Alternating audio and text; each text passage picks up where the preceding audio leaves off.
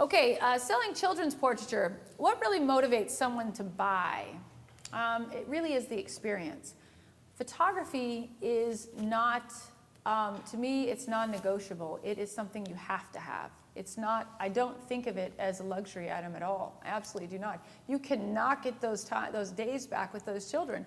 And so you have to create an experience. We talked about it starts at the consultation.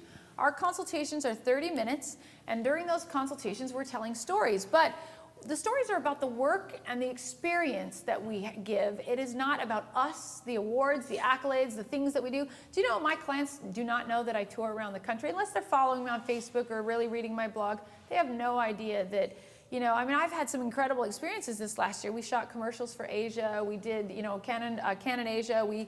I have seen and done some incredible things, but I don't ever tell them that, because when I'm home, I'm a mom with a camera, and I'm a darn proud one, because that's what I built my company on. And the moms that come hang out with me, we're just moms with kids with cameras, and that's how it goes. So when I talk to people, I talk about the experiences, and I try to relate the experience to what they're looking for. So if they have a 6-month-old girl, then, and let's say that wall portrait was a 6-month-old girl, then I would turn to them and tell the story of that 6-month, and I'll say, oh my gosh, she was so much fun, and your daughter looks so much like her, or, you know, they all at this age do this, and so that client can start to relate that my experience with her child, I'm prepared for that. I'm going to give her a great experience. Now, this is where this is the nitty-gritty things that people ask me. What do clients see? When a client sits down, and this is a soapbox speech is coming, because this one is very important. When a client comes into the studio, I mentioned they're going to sit down. I will show you a sales room. They're set up a specific way for a specific reason. We tell them they're going to see a multimedia presentation. We dim the lights, we turn down the music, or I'm sorry, we turn up the music, we dim the lights, and we start that beautiful show. Now that show has a tremendous impact. When you're seeing your child 70 inches floating in and out, it is absolutely breathtaking. So they are going to see those images. From there, we're then going to start that process of the side-by-side comparisons. They're only going to see 30 to 40 images per session, period. Now, this is my soapbox speech. When you show your clients too many images, basically your job as a photographer is to edit your work and prepare your work to show your work. Your job, the client's job, is to purchase your work, and that is literally their job, to come and buy your work. If you show them 60, 70, 90, 100, my heavens, 150 images, you've now given them your job. You've now put your job, the burden of your job, on them. So now they sit down with you. A typical sales session is an hour and a half. That is the standard for what people can actually sit through reasonable amount of time from start to finish. So in an hour and a half, if you have 150 images, 90% of that time is going to be yes, no, maybe. Yes, no, maybe. If your sales aren't high, it's because you're making your client edit your work. And they can't buy your work unless it's edited. Now, typically, honestly, be honest, how many images are in a typical package that the client actually gets to buy? Just give me a guess. Like 5? Thank you. That is the average. The average package out there in the universe, photographers put anywhere from 4 to 8 poses. So the average being about 5 poses. 5 poses are what the client's going to walk away with, right? So if you know that a client is, you know without a doubt the client is probably going to walk out with 5 poses, why would you show them 150? I don't care how good your work is. Why would you do that? I consider myself a pretty okay photographer, honestly. I don't even show all my work because it's not their job. My job as an artist is to get it down to the best image. Does that mean you have to sacrifice? Yeah. Stop doing the, oh, but they're, I know they look alike, but look, his little fingers like this. Come on! You have to be ruthless. No, but I mean, get rid of it. It's not funny. No, I'm just kidding. You gotta let it go. Stop that. I edit 1,000. You should see me edit. It would freak you out. I am like so fast that literally I have it down to 30 images and people are like, oh my gosh. You know, because it's kind of freaky. But you know what? It's not that I don't care. I've just trained myself to look for what I'm looking for and get rid of the rest and don't think about it. If you're like, oh, you know, 1 image with that is okay. 150 is not okay. So I'm not kidding you, edit your work. You want to make a lot of money, edit your work. If a client walks in, has 30 images, and they sit down, 22 minutes is going to be editing their work. The entire rest of that hour and a half is going to be buying products. You can't sell albums and purses and jewelry and wall collections if you're editing. You can only showcase and sell those things if you've actually got them down to it. Now, it's a very powerful thing. The emotional connection when a client sits down and does that presentation is tremendous. For those of you who do not project, I wish there was a huge audience here because I love this game. I turn to usually 300 people and I say, okay, how many in this audience actually use a projector to sell your work? I typically get in an audience of 250 people, about 30 people that raise their hand is the average. 30 people raise their hand and I say, okay, everybody stare at these people. So everybody looks at them and I say, now put your hands down. Now, how many of you that project in this audience doubled or tripled your income when you went to projection? All 30 of those hands go back up. I swear to you on my own life, and you haven't heard me do that before, if you go to projection and you follow some of these techniques we're talking about, you will at a minimum double your income, period. It's just a fact. The bigger you show, the bigger you'll sell, period. So understand. Now your questions are going to be, but what if you work out of your home? What if you have to go on location? What if you don't? I know all those questions. And you know what the answer is? If I knew what I knew now, then, when I was working out of my home, I would have bought a projector. I would have went right over to somebody's house. And honestly, I would have projected right over their fireplace. And when they looked at me and they said, oh, is that like an 11 by 14? And I would say, that's a 40-inch portrait. What are they going to say? They need a 40-inch portrait over there. They can't argue that point. It's there. It looks amazing. They're freaking out over it. They're going to buy the 40-inch portrait. So that's what I would have done. I would have hired somebody to go to people's houses with a projector and project in their home. And I bet you I would have sold collections all over the place. Because when you could say, hey, look, a 30 by 40 here, one here, hey, look, one up there, look up on the fireplace. So, I mean, I think it's really, there's some merit there. Now, I know that doesn't work for everybody. So again, I will always say projection is the way to go. If you can't project, the biggest TV screen you can get, like this, is good. If you can't have this, then smaller, smaller, smaller until you get to the biggest laptop. I know that everybody economically can't go and hook up projection, but when I asked you how much money you wanted to make, you said $100,000. Now how much are we making? Minimum. 2. Come on. Make more 100,000. So when I ask you about projection, you're not going to tell me I can't. You're going to say, when I project, that's what I'm going to make. And you know what? You're going to get there, I promise you. So the client sees 30 to 40 images. All of the images typically are, well, let me explain this. It's not up there. As you saw, I color correct in camera. I crop when I'm shooting. So I typically shoot with a crop in mind. They're pretty, you saw them popping up. They're pretty darn close to sellable right there, unless there's something I can't work around. We color correct them, we exposure adjust, and then we do crop them artistically before the client sees them. We use a company called ProSelect, which will come up later, but ProSelect allows us to crop it the way I want it to be seen and also click off that button and see full frame if we want to.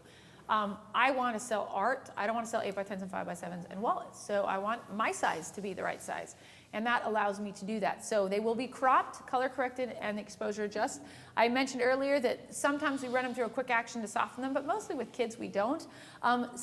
This is 6 to 8 with full artwork. That's not true. Honestly, it's closer to 3 to 6 that have full artwork.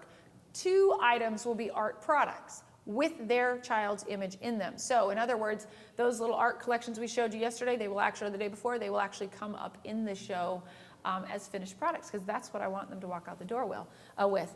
Will I spec print? I think somebody asked me this before. Do I ever print for the client before they get there? We do have the Canon Pixma Pro 1. We just got it. It's the most beautiful printer in the world. Absolutely stunning. But on occasion, we have clients who spend well. And I will actually pre-print an item, frame it, put it under glass, put it on an easel, put a cover over it. Client sits down, they watch their multimedia presentation, they're emotional, they cry, and then ta-da, we pull that off, and it's done. My favorite image is done. And those clients, very rarely do they not walk out the door with that done. And those, you know, could be $400 to $800 sell right there. So yeah, we do spec print, but very rarely. I want to make that very, very, very clear. That's very rare. We do sell prints that way, but spec printing, you really kind of have to know your client. I would not do that for everybody that walked in the door. I'd lose money if I did. Projection rooms, you can see we have projection screens. We have low ceilings. I have to deal with those darn 8-foot ceilings, so I had them build up into the ceiling. The screens come down out of the wall. Behind that is a family, actually behind this one is a collage collection that we sell a lot of. You can see we're projecting directly above a couch because we want people to see. When they see, and this is what we call a sofa-sized couch. It's not a humongous giant couch because we want to show people that that's not a huge couch, and a 30 by 40 looks awesome over that. So if you've got a bigger couch, you probably need to go a little bit bigger because most people don't even realize how small 11 by 14 looks over a couch. The chairs are placed in a specific place. We have 2 chairs facing the screen. We know that if grandpas and grandmas come in, we have extra chairs we can bring in, but if you go to buy something with your spouse, this is so true. If you go to buy something like a car, this is my favorite. If you go to buy something with your spouse and you're sitting at the table and you're dealing with a salesperson, if your spouse grabs you under the table and does this, what does that mean? No. Stop. Stop or no, right? I have a rule in my universe that if my husband does that to me, it means yes. So if he touches me, I'm like, we'll take it. It stopped that whole pinching thing a long time ago. He's like, don't touch me. If he bumps me, I'm like, oh, I'm sorry, was that an accident? So, because what I found, when people are together, they send signals, and they physically send signals that sometimes don't mean what the other person thinks. If they're together and let's say somebody reaches over and touches somebody, it could be because they're looking at a beautiful image of their child that's touching them, where the wife is going, oh, he's saying not to do that. So we separate them. They have to be independent thinkers in our studio. We believe they need to make their own decisions. Does that mean we shove things down their throat and make them buy things? Absolutely not. We will step out of the room when things get a little uncomfortable and they're like bantering back and forth. We'll step out of the room and give them a little space so that they can have a private conversation. Here's another one of our sales rooms. This is called the Gold Room, and you can see the projection screen is up now. So you can see that's a 30 by 40 over a very small couch. It's very smart to do that because now a client's looking at that going, my couch is twice as big as that, and that's a 30 by 40 vertical. We could easily do a 60-inch horizontal. So you can just kind of see, again, the 2 chairs, the associates behind. We have nice speakers. We have refreshments. We have it all set up. This is actually the Blue Room, and this is the Gold Room here. You can see them tucked in the corner. This is the waiting area for the clients. So when they come in the front door, if they're coming for a sales session, they're brought into this room. We have a cookie machine that we bake cookies all day long. We have coffees and teas. We have water bottles. We have things so that the clients can make themselves at home.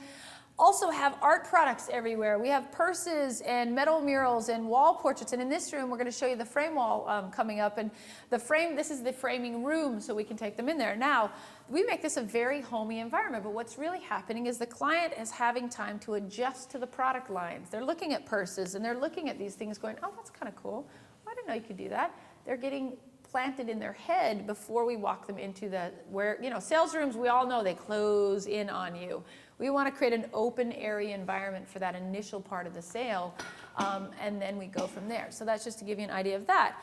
Now, if you work out of your home, I always have to go back to my beginning because I want people to go, not to say, oh, I don't have all that room.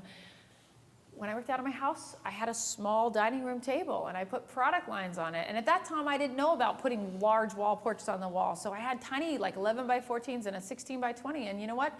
I sold 8 by 10s and 11 by 14s. When I opened my studio and I put 30 by 40s on the wall, I sold 30 by 40s and 20 by 24s. So you show what you sell. I would by far rather have you, if you're working out of a small space in your home, I'd rather have 2 amazing show-stopping images on the wall than 6 11 by 14s that showcase all the things you can do. Because you're telling your client an 11 by 14 is okay to go on the wall, and it's not. It's really not. So that's important. Sales appointments are actually booked at the time of the session. We do give them a reminder card to take home, and then we send the reminder email out that we talked to you about, and then the email does remind them that the decision makers need to be present. Mom and dad, everybody needs to be there. When dads won't come, and this is always the question, people always say like, well, who has to be there? We want dads to be there, honestly. Dads are great. I know everybody's intimidated by them, but honestly, they have control of that wallet too.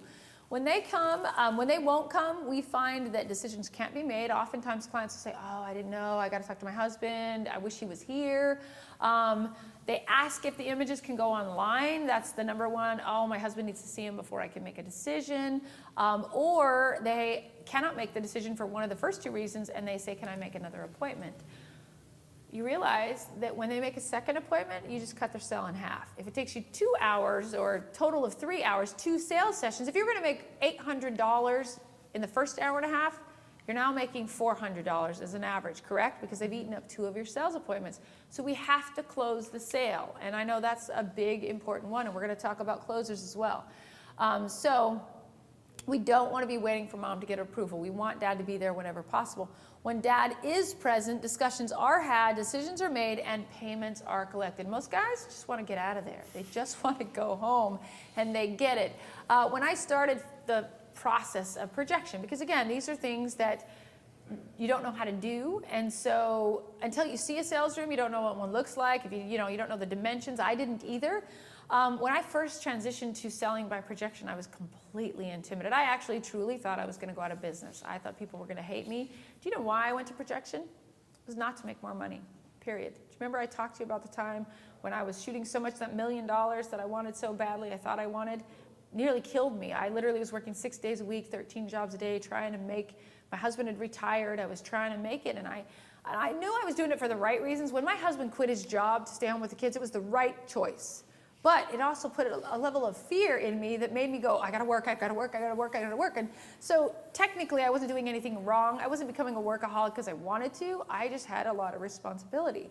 But I went to a mentor because I had it. I was losing my mind. I hadn't seen my kids. I missed their first steps, their appointments, all the things that mattered. And I went to a mentor, and I went to her and I said, I can't. I'm making so much money and I'm so unhappy.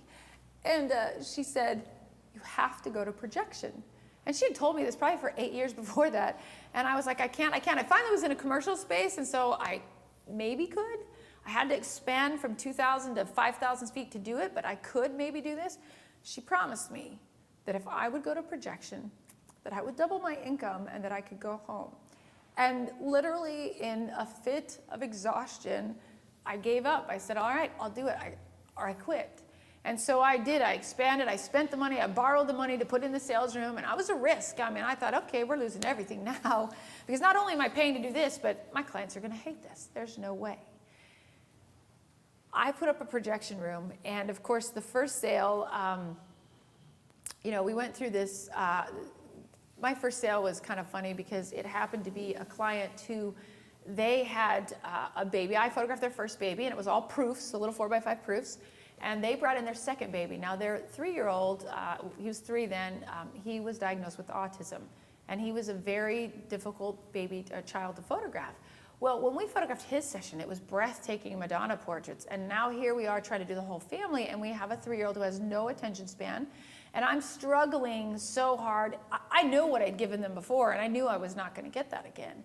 And so, we were using little pieces of candy, little Smarties trick to try to get it. I was like sticking Smarties in mom's belly button, and I'm like throwing them and trying to get this child to lay in on the tummy. And it was just a crazy session. It was absolutely insane.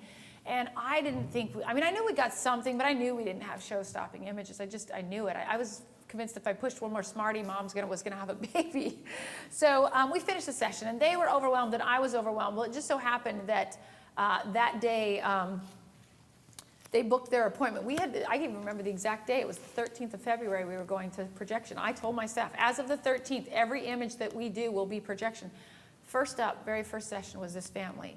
And I literally looked at, it was the 13th, and I went to work nervous going, oh my gosh, who's gonna be on the list? And their family was first up. And I was like, oh no. What I wanna do is show giant pictures of failure. That's awesome. I walked in that room, and I'll never forget this because I walked in the room, and I had at least enough courage to do that. And I sat down and we talked. I had heard how to say, the multimedia presentation and blah, blah, blah.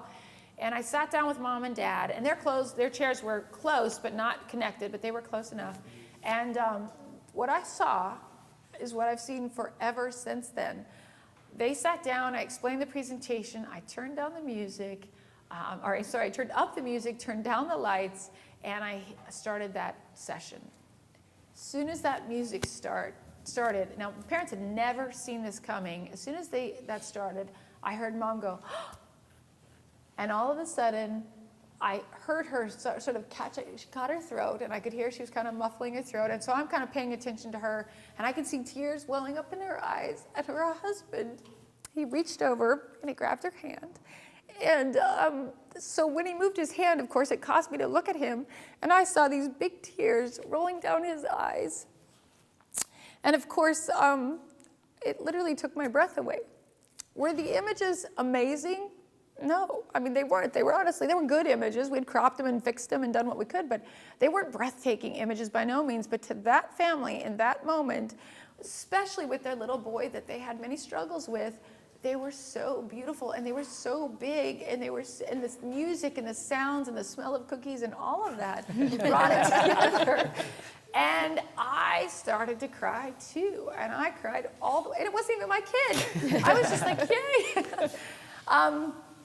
And it was amazing, and I'm so blessed that that was my first sales appointment, because it literally sparked the I'll never go back. I went from walking in there thinking I was going out of business to getting the big picture.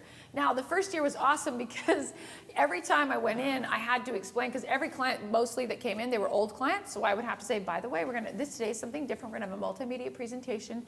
The images are, I'll put the music and just sit back. Like, I did this speech 1,000 times that first year. There's a point where, you have a client come back that you don't realize that has been here. So this, honestly, I swear to you, is the true story. I walked into this mom and dad sitting in their chairs. I walk in front of them and I said, okay, by the way, I wanted to let you know, this is a multimedia presentation. We're gonna go ahead and dim the lights. We're gonna have a slideshow.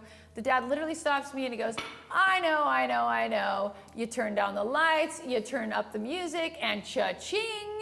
I was like, you got it. Awesome. Thank you. Let's go ahead and get started. So that's what I want you to remember. I want you to remember that you turn down the lights, you turn up the music, and cha-ching. I promise you. And along with that, you're going to have an incredible experience. You're going to see tears flow that you could never have imagined. So it's well worth going to projection. And again, if you can't go there yet, it's not I can't, it's when I do. And that's how we want to look at things. Okay, we have about 5 minutes, so we're going to talk about some product lines and things that, what do people buy when they come into the studio? Items that sell well. Wall portraits, gallery wraps, standouts, wall collections, frame collage, digital files, and archival CDs. We're going to save digital files and archival CDs because it happens to be a soapbox. Okay, I lied, there were like more than 3, but it's an important one. But obviously there are all kinds of things that sell. My goal is to sell a wall portrait, and a big thanks to Bay Photo. They are my lab, and kudos to them.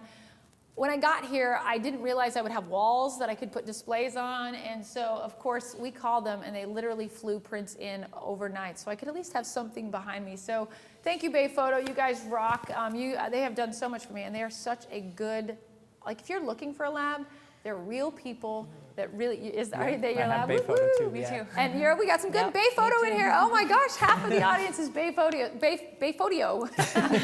So good job. So you know what I'm talking about. They're like somewhere in the middle. They're not a tiny lab. They're not a humongous out of control lab. They're just good people that actually answer the phone and take care of you. So thank you for that plug there. But really and truly thank you for the pictures, because what photographer sits by blank walls? That's just madness. I can assure you I didn't mean for that to happen. But these are some of the items that sell. Also, now labs have all these incredible things like metal prints, gallery wraps, wave books, 3-view folios, wall displays. There's just so many more ways to present photos. Go to your lab or go to Bay Photo, and if you just check out the selection that they have of stuff, it will blow your mind, I promise you. But then I'm going to tell you not to buy it all, because it's not all going to sell. And so I don't want you to go invest in everything. Pick and choose the items and relate the items to the price list that you have. So a couple baby items and a couple of family items and a couple high school senior items. And when those sell well, do something else. And if something doesn't sell, get rid of it and try something else. You don't have to go broke investing in all of these different things. Another shout out to the wall display guides. This has been one really fun. Ariana, you can find her on Facebook, and she has a program called Wall Display Guides, and it works with ProSelect, but they're also layered Photoshop files and elements and all that stuff. But she created all these incredible rooms that you can create. You can literally create the room with images in it, everything from a baby's room to a formal dining room to living rooms, and there are multiple choices. You can change the color of the wallpaper, the texture. So we don't sit with clients and sell, single images. We literally show them like collections, and then we say, hey, let's try this with purple paint. We become designers. We can literally say, hey, let's paint your wall purple because it would look awesome with these images. And when you can do that, your clients are really impressed. They feel like you are giving a service far and above a picture taker. And that's kind of what we're going for. And for the investment in some of these things, I know I've mentioned a lot of companies. This is really and truly what I use. Nobody paid me, not one person paid me to come to this show, period. I do have some sponsors that sponsor our tours. They've been mentioned, as have been people that don't pay me a dime. This is just what we use in their studios. Bar none, as far as I'm concerned, Fineo is the best album company, and I see some of you use Fineo. They are premium, gorgeous albums. They have great designs, and they're great people as well. So it's a great company. We use templates to create albums. They have every kind of leather. I mean, this is the same thing as changing the wall paint. With Fineo, you can design an album look around the style of the prints. When I grew up in photography, albums were black, white, and maroon, or whatever that color was, cranberry garbage. Every wedding album was that color. Those were your choices, and you had those little slip-in mats, and that's as good as it got. Most of us have probably wedding albums that look like that. Now we can give these custom pieces that are breathtaking. So we do have programs. We have a baby album program. We have a family album program. We create pricing structures so that people can get into the albums. And we didn't get to talk a lot about maternity albums, so that was a happy accident. I forgot to put those in here. So this was actually from yesterday's show when we were talking about maternity. I'd mentioned yesterday that we were going to talk about how to sell maternity prints. Nobody wants, for the most part, a 40-inch portrait of their belly. They don't. And they think they do when they come in and see the pregnancy shots. They're like, oh my gosh, this is so beautiful. And then they have the baby because they never order their maternity shots before the baby. They always say, well, let me wait. And then guess what? They have the baby, and the baby trumps the tummy every time. And so all of a sudden, the maternity session becomes a 5x7 sale, and the baby takes the money, which is fine. You're still making the money, but you put time into that first session. We explain the marketing value of that and the connection to that, but I still want to make money. Hey, Sandy? Yep. My heartbeat just went down for a second, so we're going to take a quick pause. Okay. All right. Good timing. So actually, I got 2 seconds, literally. So, I mean, I can stop if you just want to say, but then people will think they forgot they missed something. Yeah. There's like 5 slides. Adam? I don't think you mean 3 seconds, but he said 3 seconds. Yahoo.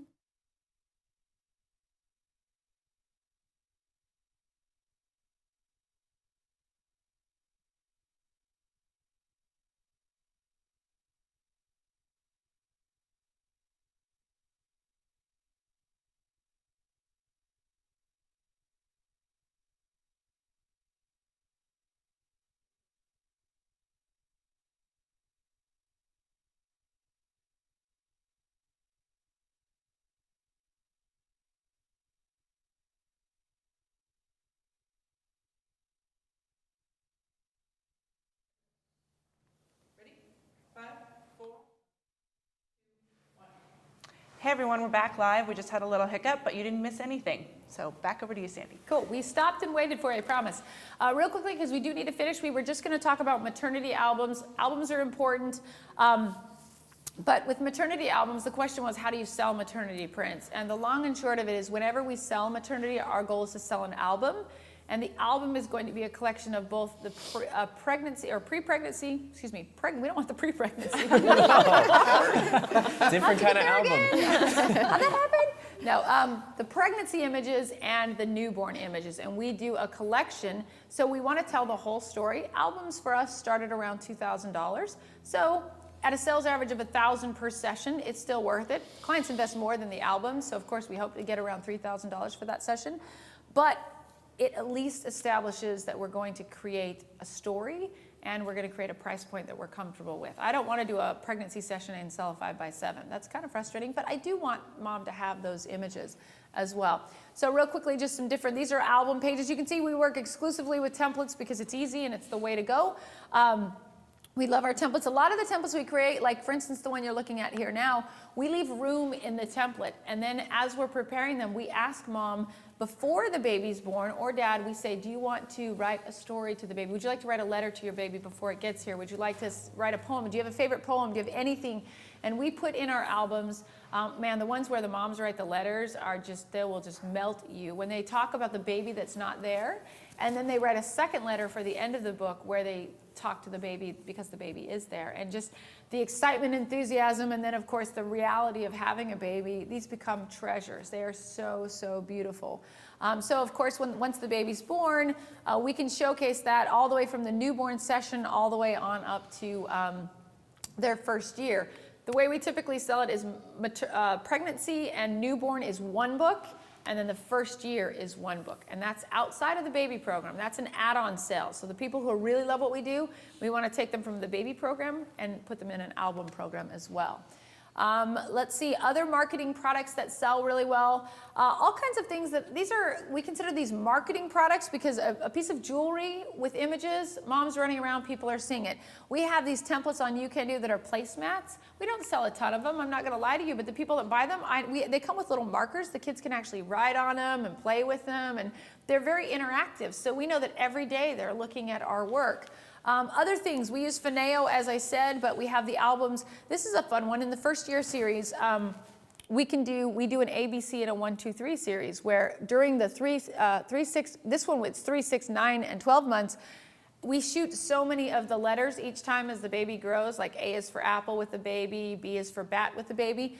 By the time they hit 1 year old, they have an entire album, like a birthday album, their first birthday, and it's a reader or it's something that can educate them.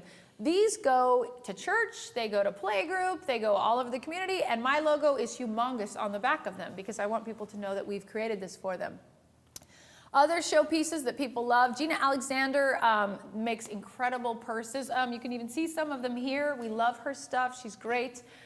Really high-end product, and that's the thing with purse companies. I got to tell you, there are lots of purse companies out there, but you kind of get what you pay for, honestly. Gina is I would say a higher price, but she's a higher quality by far purse. She does have a discount right now, and it's like 50% off your sample order. Just contact them, and it's sandyputch.com.